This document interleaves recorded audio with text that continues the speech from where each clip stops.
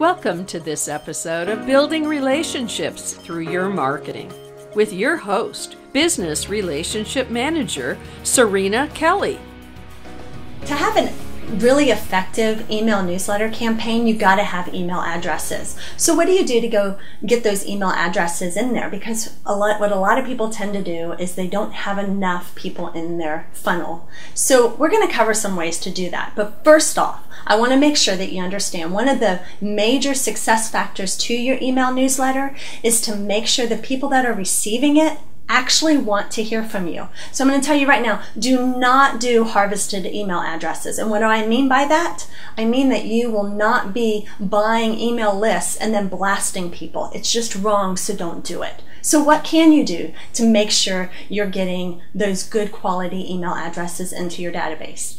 Well, here's a few ways. First off, ask people when they buy something from you. If you have a retail store or something, ask for their email address. People are giving their email addresses a lot like they used to give their phone numbers. It's just making sure you're asking for it.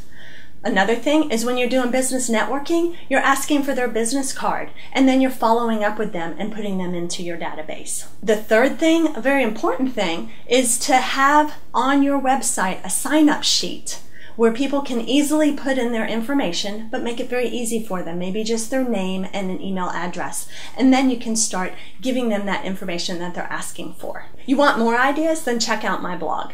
All right, but another thing you got to really think about is when you are gathering up those email addresses, you actually have a system in place to put them into your database. Your email should be what's called permission-based. And what that means is that people are giving you permission to send them information. Now, permission-based, it's not very clear-cut. It doesn't mean that someone needs to say, yes, send me your email newsletter. That's not what it means. If people are giving you contact information, that implies permission.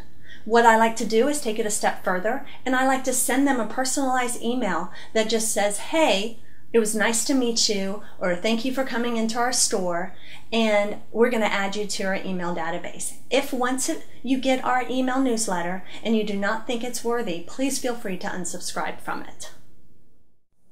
The CanSpam Act of 2003 really implies that you cannot be just sending blast emails to people. There are some key things in it that you really need to keep in mind when you're thinking about not doing spam emails. First of all, you have got to have a physical address on your email that is going out.